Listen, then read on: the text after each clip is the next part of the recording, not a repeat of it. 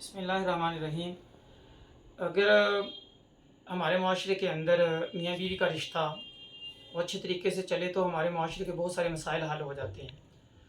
تو اگر شوہر چند چیزوں کو اپنا لے، بیوی بھی چند چیزوں کو اپنا لے تو معاشرہ بڑا زبردست چل سکتا ہے، گھرانہ بڑا زبردست چلتا ہے۔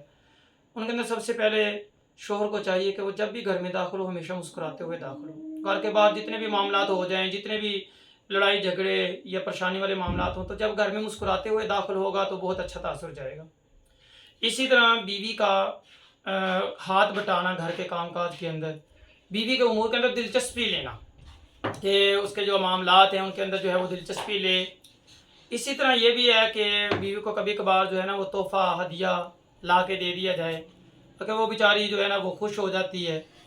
اور اسی طرح کوشش کریں کہ کبھی بھی ناراضگی کی حالت کے اندر نہ سوئیں، ہے کہ ہمیشہ ایک دوسرے کو معاف کر کے اچھا معاملہ کر کے پھر جو ہے کوشش کرنی چاہیے جو ہے وہ سوئیں۔ اسی طرح یہ ہے کہ وقتاً فوقتاً جو ہے نا وہ دل لگی کی باتیں بھی کی جائیں، بیوی کے ساتھ ہنسی کھیل مزاح مذاق اس طرح کرنا، دل لگی جسے کہتے ہیں، اس کا بھی بہت اچھا تاثر جاتا ہے۔ دونوں جو ہیں وہ ایک ہی وقت کے اندر غصہ نہ کریں۔ اگر دونوں ایک ہی وقت کے اندر غصہ کر رہے ہیں تو اس سے بھی معاملات جو ہیں وہ پریشان کن بن سکتے ہیں۔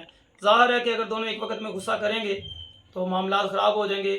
ایک کو غصہ آیا ہے تو دوسرا اس کو برداشت کرے گا، اور دوسرے کو غصہ آیا ہے تو ایک اس کو برداشت کرے گا، تو انشاءاللہ العزیز بڑے خوبصورت اور بہترین معاملات رہیں گے۔ اسی طرح تحمل مزاجی ہے، ظاہر ہے جب غصہ دونوں نہیں کریں گے، تحمل مزاجی ہوگی تو ایک گھرانہ اچھے طریقے سے چلے گا۔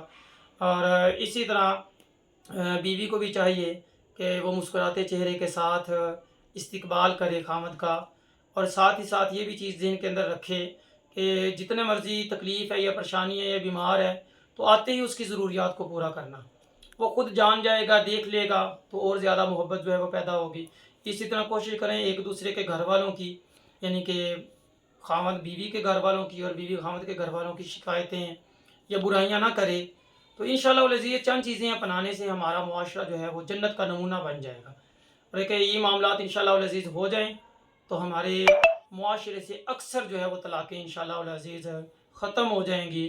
بس ایک دوسرے سے محبت کا ثبوت دینا، برداشت کرنا اور ایک دوسرے کا ساتھ دینا اور قربانی دینا، تو انشاءاللہ العزیز دنیا بھی جنت اور آخرت بھی جنت بن جائے گی۔